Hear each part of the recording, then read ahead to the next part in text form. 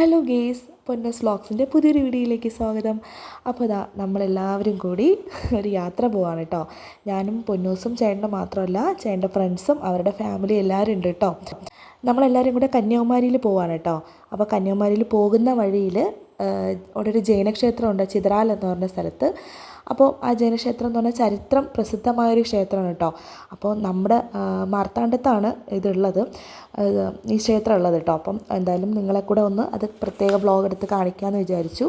അതിനാണ് കേട്ടോ വീഡിയോ എടുക്കുന്നത്. അപ്പോൾ അതാ നമ്മൾ അങ്ങോട്ട് പോയിക്കൊണ്ടിരിക്കുകയാണ്. ഇവിടെ ഇതെന്ന് പറയുന്നത് 9-ാം നൂറ്റാണ്ടിലെ ക്ഷേത്രമാണ് കേട്ടോ, ഒരു ജൈന ക്ഷേത്രമാണിത്. ഞങ്ങളുടെ ട്രിവാൻഡ്രത്ത് കന്യാകുമാരിയിൽ പോകുന്ന മാർത്താണ്ഡം എന്ന് പറഞ്ഞ സ്ഥലത്ത് ചിതറാലാണ് ഈ ക്ഷേത്രം ഉള്ളത് കേട്ടോ. അവിടെയുള്ള ആൾക്കാർ ഈ ക്ഷേത്രത്തിനെ മലൈക്കാവിൽ എന്നാണ് ഇതിനെ വിളിക്കുന്നത് കേട്ടോ. അക്കാലത്ത് വാസ്തുവിദ്യയുടെ മകുടോദാഹരണമാണ് ഈ ജൈനക്ഷേത്രം എന്ന് പറയുന്നത്.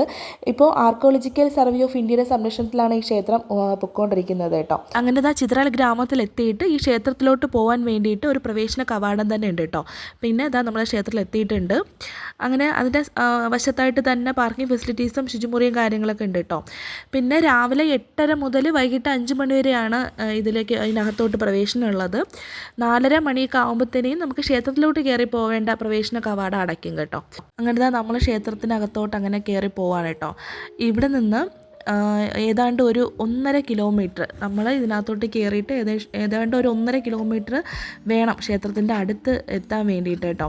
അപ്പം ഈ വഴിയെല്ലാം തന്നെ കരിങ്കൽ പാകിയ വഴിയിലൂടെയാണ് കേട്ടോ നമ്മളിങ്ങനെ മുകളിലോട്ട് കയറി പോകുന്നത്. അതിൻ്റെ ഇരുവശത്തും ചെടികളും വൃക്ഷങ്ങളും ഒക്കെ കാണാം. ഇതിൽ തന്നെ മലയും കാര്യങ്ങളൊക്കെ ഉണ്ട് കേട്ടോ. അപ്പോൾ നമ്മളിങ്ങനെ നടന്ന് ഇങ്ങനെ ക്ഷീണിച്ച് വരുമ്പോഴത്തേനും ഇരിക്കാനും ഇരിപ്പിടങ്ങളും കാര്യങ്ങളൊക്കെ ഉണ്ട് കേട്ടോ. അങ്ങനെ മുകളിലോട്ട് ചെന്ന് കയറുമ്പോണ്ടല്ലോ ഒരു വലിയ അരയാലുണ്ടാവും, അവിടെ നമുക്ക് വിശ്രമിക്കാം. അത് കഴിഞ്ഞിട്ടാണ് ഒരു ഗുഹ കാണുന്നത് കേട്ടോ. ഈ ഗുഹയിൽ കൂടെയാണ് നമ്മൾ ഈ ക്ഷേത്രത്തിലോട്ട് കയറി പോകാൻ വേണ്ടിയിട്ട്. ആ പാറയിലുണ്ടല്ലോ കൊത്തിയ ധ്യാനനിരതനായ തീർത്ഥങ്കരൻ്റെ വിവിധ രൂപങ്ങളും സന്യാസിനി ശില്പങ്ങളും ക്ഷേത്രത്തിലുണ്ട് കേട്ടോ. ആദ്യകാലത്ത് ക്ഷേത്രം ജൈന സന്യാസിമാരുടെ താവളമായിരുന്നുവെങ്കിലും ഹിന്ദുമതത്തിൻ്റെ കടന്ന കയ്യേറ്റത്തോടു കൂടി ഇതൊരു ഹിന്ദു ക്ഷേത്രമായി മാറ്റപ്പെട്ടു എന്നാണ് പറയുന്നത്. ഇപ്പോൾ ഞാൻ നിൽക്കുന്ന ആ സ്ഥലത്ത് നിന്നും കുറച്ച് ദൂരെയായിട്ട് നോക്കുമ്പോൾ ഉണ്ടല്ലോ താമ്രവർണ്ണി, അതായത് തമിഴിൽ താമരഭരണി എന്നാണ് പറയുന്നത് കേട്ടോ, നദി, പിന്നെ പച്ച പുതച്ച് നിൽക്കുന്ന താഴ്വാരങ്ങൾ, ഭയങ്കര ഒരു ഗോപുരങ്ങളൊക്കെ അവിടെ നിന്ന് നോക്കി കാണാം. ഭയങ്കരമായൊരു ക്ലൈമറ്റാണ് കേട്ടോ അവിടെ നിൽക്കുമ്പോൾ. ഒരു പ്രത്യേക ഒരു പോസിറ്റീവ് ഫീലാണ് അവിടെ നിൽക്കുമ്പോഴത്തേനും. അപ്പോഴേക്കും അങ്ങ് മുമ്പോട്ട് നടന്നിട്ടുണ്ട്. ഞാൻ അവിടെ നിന്ന് കുറേ നേരം കാലാവസ്ഥയൊക്കെ ഒന്ന് ആസ്വദിച്ചു കേട്ടോ. പ്രകൃതി രമണീയമായ സ്ഥലമാണ് അവിടെ. ഇതുണ്ടല്ലോ ക്ഷേത്രത്തിൻ്റെ ഉൾഭാഗത്തോട്ട് നടന്നു പോകുന്ന വഴിയാണ് കേട്ടോ. ഇവിടെ എല്ലാം ഈ ചുവരുകളിലെല്ലാം മഹാവീരൻ്റെ വിശ്രമ രൂപങ്ങളാണ് കൊത്തിവെച്ചിട്ടുള്ളതെന്ന് പറയപ്പെടുന്നു. ഇടതുവശത്ത് ഒരു നാഗപ്രതിഷ്ഠയുണ്ട് കേട്ടോ. അപ്പം ഞാൻ ഈ ഇറങ്ങി പോകുന്ന സ്ഥലത്ത് ഇടതുവശത്ത് നിങ്ങൾക്ക് കാണാൻ പറ്റും, ഒരു നാഗപ്രതിഷ്ഠയുണ്ട് അവിടെ.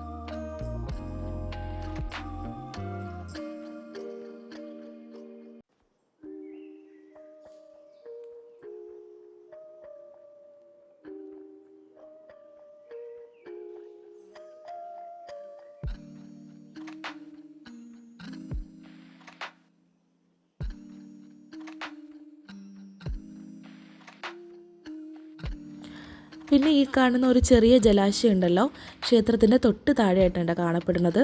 കടുത്ത വേനലിൽ പോലും ഈ ജലാശയം ഇതുവരെയായിട്ടും വറ്റിയിട്ടില്ല എന്നാണ് അവിടെയുള്ള ആൾക്കാർ പറയുന്നത് കേട്ടോ. പൊന്നുവാണെങ്കിൽ നടന്ന് തളർന്ന് ഇരിക്കുവാണ്. അപ്പോൾ കുറച്ച് ദൂരമൊക്കെ നമുക്ക് എടുക്കാൻ പറ്റും, അങ്ങനെ എപ്പോഴും എടുക്കാൻ പറ്റില്ല. എന്നാലും നമ്മൾ കുറേ ദൂരം അവളെ എടുത്തു. അവൾക്ക് കാലുവേദന എന്നൊക്കെ പറഞ്ഞ് അങ്ങനെ കുറച്ച് വിഷമിച്ച് അങ്ങനെ ഇരിക്കുകയാണ് കേട്ടോ. ബാക്കി പിള്ളേരെല്ലാം ഭയങ്കര ഹാപ്പിയാണ്. എല്ലാവർക്കും ഇത് നമ്മളിങ്ങനെ ഫസ്റ്റ് ടൈം അല്ലേ ഇങ്ങനെ ഒരു ഹിസ്റ്റോറിക്കലായിട്ടുള്ളൊരു ടെമ്പിളല്ലേ, അപ്പോൾ നമുക്ക് കാണുമ്പോൾ തന്നെ ഒരു പ്രത്യേക ഒരു മൈൻഡാണിത്. അങ്ങനെ നമ്മളെല്ലാവരും കൂടെ അങ്ങനെ ക്ഷേത്രത്തിലോട്ട് കയറി പോവാണ് കേട്ടോ. ഇത് നമ്മൾ ഫ്രണ്ട് ഇങ്ങനെ അടച്ചാണ് ഇട്ടിരുന്നത് കണ്ടിരുന്നത്. അപ്പോൾ നമ്മൾ വിചാരിച്ചു അടച്ച് കാണും, ക്ഷേത്രം അടച്ച് കാണും എന്ന് വിചാരിച്ചു. പക്ഷേ നമ്മൾ പോയപ്പോൾ തന്നെ അത് ഒരു കുട്ടി വന്നിട്ട് അത് തുറന്നു തന്നായിരുന്നു കേട്ടോ. അത് തുറന്നു തന്നിട്ട് അകത്ത് കയറി തൊഴുതാൽ മതി എന്ന് പറഞ്ഞു. പിന്നെ നമ്മൾ ഇറങ്ങിയ ഉടനെ തന്നെ അത് അടയ്ക്കും കേട്ടോ. പിന്നെ വരുന്ന ആൾക്കാർ തൊഴാൻ വേണ്ടിയിട്ട് വരുന്നവരുണ്ടെങ്കിൽ പിന്നെ അവർ പിന്നെ തുറന്നു കൊടുക്കും കേട്ടോ. അങ്ങനെയാണ് ചെയ്യണത് ഇവിടെ. அதுக்கடுத்து அந்த புத்தர் இதில் அதுக்கடுத்து ராஜா இது வந்து அப்படியே இறந்து எடுத்து போன போகிறோம், மாடு எடுத்து போன போகிறோம், பூஜை காரியங்கள் தெரியாது. அம்மனை பகவதி அம்மை மகாதேவ பரசுராம சாமி வச்சு பூஜை அல்லாத வழிபாடெல்லாம் വീട് പക്കത്തിലാണ് എൻ്റെ വീട്. அங்கே மின்ன അങ്ങനെ ക്ഷേത്രത്തിൽ നമ്മൾ തൊഴുത് ഇറങ്ങിയായിരുന്നു കേട്ടോ. അകത്ത് നമുക്ക് അങ്ങനെ ഫോണൊന്നും ഉപയോഗിക്കാൻ പാടില്ല. അപ്പോൾ നമ്മൾ തൊഴുത് ഇറങ്ങിയപ്പോൾ പിന്നെ അടുത്തതാ ആ പയ്യൻ കണ്ടോ, അടുത്ത ആൾക്കാർ വന്നപ്പോൾ ഇങ്ങനെ തുറന്നു കൊടുക്കുകയാണ്. അങ്ങനെ നമ്മൾ തൊഴുത് ഇറങ്ങിയായിരുന്നു. അവിടെയുള്ള പാറകളിലെല്ലാം എന്തൊക്കെയോ അങ്ങനെ കൊത്തി വെച്ചിട്ടുണ്ടായിരുന്നു കേട്ടോ ക്ഷേത്രത്തിൽ. അതിൽ 3 ഗർഭഗൃഹങ്ങളുണ്ട് എന്നാണ് അവർ പറയുന്നത്. ഇതെല്ലാം നമ്മൾ അവിടെ അവിടെ ക്ലീനിങ്ങിനൊക്കെ ഒരുപാട് ആൾക്കാരൊക്കെ ഉണ്ട് കേട്ടോ. അവരുടെ അടുത്ത് ചോദിച്ചിട്ടാണ് ഇതൊക്കെ മനസ്സിലാക്കിയെടുത്തത്. അവിടെ 3 ഗർഭഗൃഹങ്ങളുണ്ട്. വർദ്ധമാന മഹാവീരൻ, പാർശ്വനാഥൻ, പത്മപനി അങ്ങനെന്തോ പേര്, ഇങ്ങനെയാണ് കേട്ടോ ആ പ്രതിഷ്ഠകൾ അങ്ങനെ പോകുന്നത്. പത്മപനി പ്രതിഷ്ഠ ഉള്ളത് കൊണ്ടാണ് ഭഗവതി കോവിലായിട്ട് ഇത് അറിയപ്പെടുന്നതെന്നാണ് പറയുന്നത്. പിന്നെ വേറൊരു ഐതിഹ്യമുണ്ട്. തിരുവിതാംകൂർ മഹാരാജാവായിരുന്ന ശ്രീ മൂലം തിരുനാൾ പത്മാവതി പ്രതിഷ്ഠ മാറ്റി ഭഗവതി പ്രതിഷ്ഠയായിട്ട് നടത്തിയെന്നും ഒരു ഐതിഹ്യമുണ്ട്. അപ്പോൾ അതിലേതോ പിന്നെ വേറെന്തെങ്കിലും ഉണ്ടോ എന്ന് അറിഞ്ഞൂടാ. ഇത് 2 ഐതിഹ്യമാണ് അവർ പറയണത് കേട്ടോ. അങ്ങനെ ഇതാ നമ്മൾ ക്ഷേത്രത്തിൽ നിന്ന് തൊഴുതൊക്കെ ഇറങ്ങി. അപ്പോൾ കുറച്ച് നേരം അവിടെ നിന്ന് അതെല്ലാം കണ്ട് നമ്മളിങ്ങനെ ആസ്വദിച്ചു കേട്ടോ. പിന്നെ താഴെ അരയിലുണ്ടല്ലോ, അവിടെ വന്നിട്ട് നമ്മൾ കുറേ നേരം ഫോട്ടോയൊക്കെ എടുത്തായിരുന്നു. നല്ല അടിപൊളി സ്ഥലമാണ് കേട്ടോ.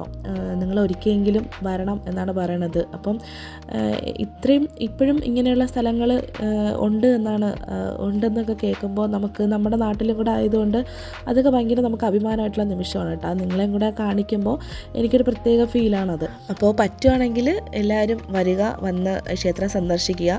നമ്മൾ താഴെ നിന്ന് ഏതാണ്ട് കുറേ ദൂരം ഇങ്ങനെ ഒരു 1.5 കിലോമീറ്ററോളം ഇങ്ങനെ നടക്കണം കേട്ടോ, ഈ കരിങ്കല്ല് പാകിയ വഴിയിലൂടെ. ഇതൊക്കെ ഭയങ്കര വൃത്തിയായിട്ട് കിടക്കാണ് കേട്ടോ. ഒരുപാട് ആൾക്കാരുണ്ട് ഇത് ഇങ്ങനെ ക്ലീൻ ചെയ്യാനും ഒക്കെ ആയിട്ട്. അതിൽ കണ്ടോ ഒരു കരിയില പോലും ഇല്ല. എന്തുമാത്രം വൃക്ഷങ്ങളാണെന്ന് കണ്ടോ ഇതിൽ 2 സൈഡായിട്ടും ഉള്ളത്. എന്ന് വെച്ചിട്ട് ഈ നടന്നു പോകുന്ന വഴിയിൽ കണ്ടോ ഒരു ഇല പോലും ഇല്ല. അപ്പോൾ അത്രയും വൃത്തിയായിട്ടാണ് അവർ ഇടുന്നത്. അങ്ങനെ കുറേ നേരം നമ്മൾ അവിടെ നിന്നൊക്കെ ഫോട്ടോയൊക്കെ എടുത്തു. അതൊക്കെ നമുക്ക് ഭയങ്കര സന്തോഷമായി കേട്ടോ. അപ്പോൾ ഇത്രയും നല്ലൊരു സ്ഥലത്ത് നമുക്ക് കാണാൻ പറ്റിയതിൽ നമുക്ക് ഒരുപാട് സന്തോഷമുണ്ട്. പിന്നെ നമ്മൾ വണ്ടി പാർക്ക് ചെയ്ത ആ സ്ഥലത്താണെങ്കിൽ 1-2 കടകൾ മാത്രമേ ഉള്ളൂ കേട്ടോ. അങ്ങനെ വേറെ സ്ഥാപനങ്ങൾ അങ്ങനെ ഒന്നുമില്ല. കാരണം ഇത് ഒഴിഞ്ഞ ഒരു ഏരിയയിലാണ് ഈ ക്ഷേത്രം ഉള്ളത്. അപ്പം നമ്മളവിടെ 1-2 ആ ഒരു കട മാത്രമേ കണ്ടുള്ളൂ. അവിടെ നമ്മൾ വെള്ളമൊക്കെ വാങ്ങിച്ചു കുടിച്ചു. താഴെ നിന്ന് ഇങ്ങനെ മുകളിലോട്ട് കയറിയപ്പോണ്ടല്ലോ, കുറച്ച് ദൂരം കയറിയപ്പോഴും ഞാൻ ചേട്ടൻ്റെ അടുത്ത് പറഞ്ഞു ഞാൻ വരുന്നില്ല, അവിടെ ഇരിപ്പിടുണ്ടായിരുന്നു. അപ്പോൾ അവിടെ ഞാൻ ഇരുന്നോളാം, നിങ്ങളൊക്കെ പോയി കണ്ടിട്ട് വാന്ന് പറഞ്ഞു കേട്ടോ. പക്ഷേ കയറി ആ ഒരു ഫീലായിരുന്നില്ല എനിക്ക് ഇറങ്ങിയപ്പോൾ. അതുകൊണ്ട് ഞാൻ പറയണം, അപ്പോൾ ഒരിക്കലെങ്കിലും നിങ്ങൾ അവിടെ പോയി ഒന്ന് കാണുക. കാണാത്തവരുണ്ട് എന്നുണ്ടെങ്കിൽ അതൊക്കെ നമ്മളൊന്ന് എക്സ്പീരിയൻസ് ചെയ്യണം.